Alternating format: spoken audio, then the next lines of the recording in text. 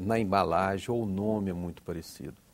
Então, por exemplo, nós temos duas drogas que o nome delas parecem muito, dobutamina, dopamina, né, que são usadas em CTI. O que a gente faz?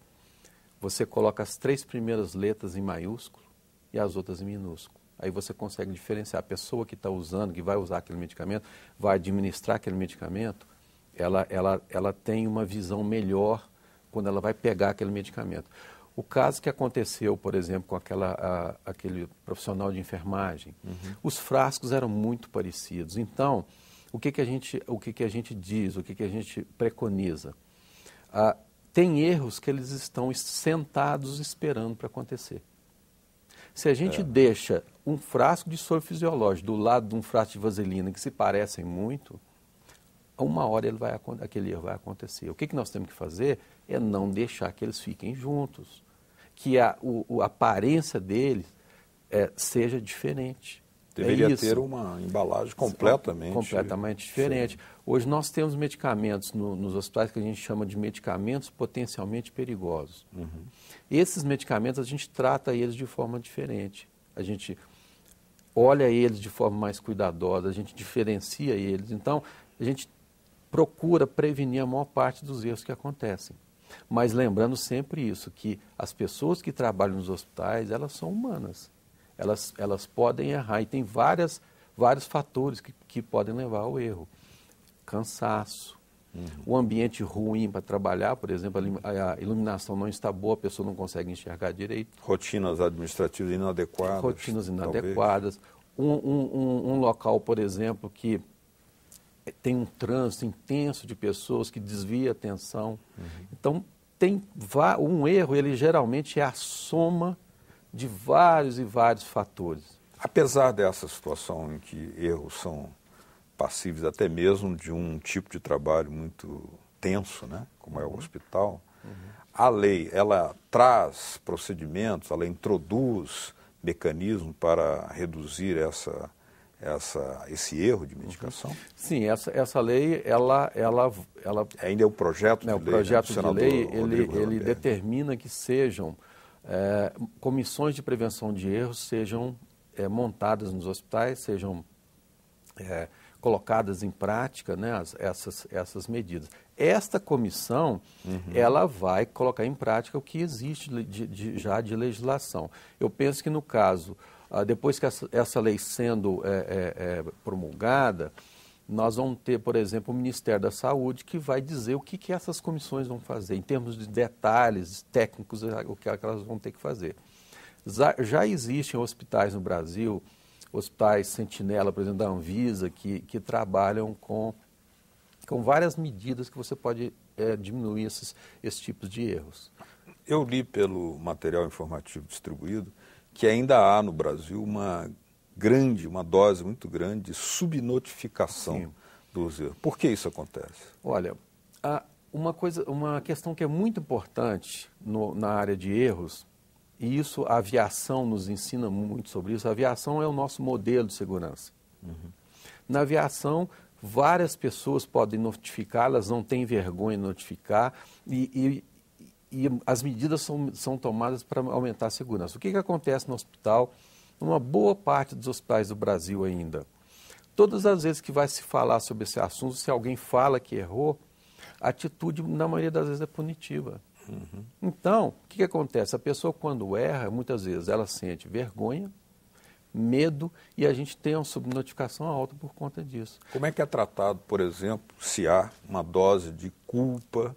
Como é que isso é exagerado? Esse caráter repressivo é o que predomina no tratamento? Geralmente acontece isso. O que acontece? Os profissionais que estiveram no processo que culminou num erro, muitas vezes não se sentam para conversar e procurar qual a solução para aquela situação. Por quê? Porque eles sentem medo, eles sentem vergonha de falar que errou. Né? Então, na maioria das vezes, isso é tratado como se fosse uma coisa que é daquela pessoa, que aconteceu com aquela pessoa, e os outros se retraem. Então, a gente tem que mudar esse tipo de abordagem.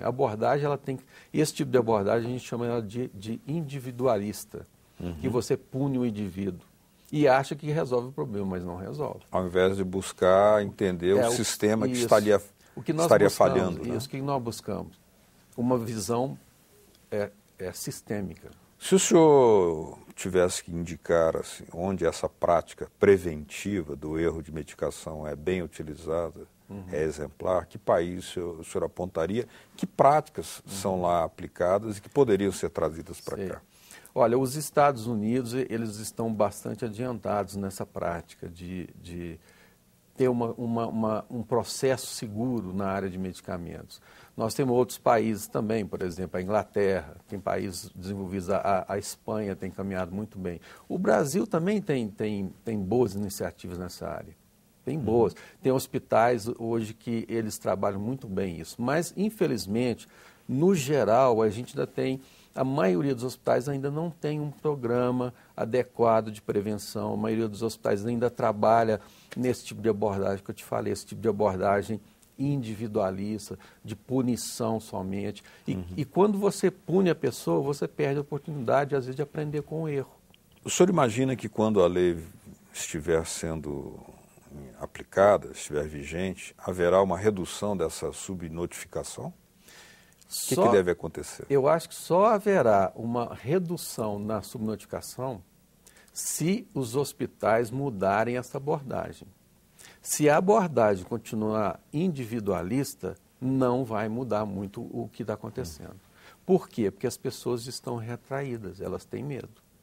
Então, elas não conversam sobre isso. Mas a realidade não tem vindo à tona hoje, né? Isso. Por causa do caráter punitivo. Isso, porque tem esse caráter punitivo. Então, nós temos que repensar isso. Nós temos que sentar, os profissionais têm que ter a liberdade de sentar e conversar sobre o assunto e procurar saídas e medidas de prevenção. Porque se cada um fica no seu canto, o erro continua acontecendo. E qual deve ser a postura do paciente para, de alguma forma, voluntária ou involuntariamente, ele não contribuir para o erro de medicação? O que é muito importante para o paciente é ele conhecer a doença dele e conhecer os medicamentos que ele toma. Isso é muito importante, porque isso evita muitos problemas. Né? Segundo, quando ele não entender alguma coisa, não deixe de perguntar. Se ele pega uma prescrição que está pouco legível, ele não entendeu, ele tem que perguntar isso ao médico. Se ele recebeu informação do farmacêutico, da enfermeira e não entendeu, pergunte, fale. Não deixe dúvida, porque isso pode levar a erros de medicação.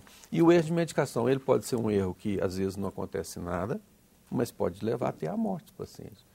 Então, uma das medidas de prevenção é o paciente proativo. Agora, o senhor acha, o senhor sabe, né, que há alguns casos em que os próprios médicos ou profissionais de saúde não contribuem muito para dar a informação, para fazer o paciente mais participante, mais protagonista do processo de cura, né?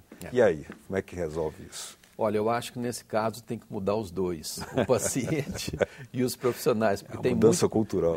Mudança cultural, porque os profissionais de saúde muitas vezes tem dificuldade para isso também, mas a gente sente que o paciente, muitas vezes, não muitas vezes, mas algumas vezes a gente sente o paciente como muito passivo. Muito paciente. Paciente demais. Paciente demais. Prostrado. Então, o que acontece? Ele não questiona, ele não pergunta e vai com a dúvida para casa. Chega lá, pode ocorrer um problema. Ok. Queria agradecer aqui a presença do Dr. Mário Borges Rosa,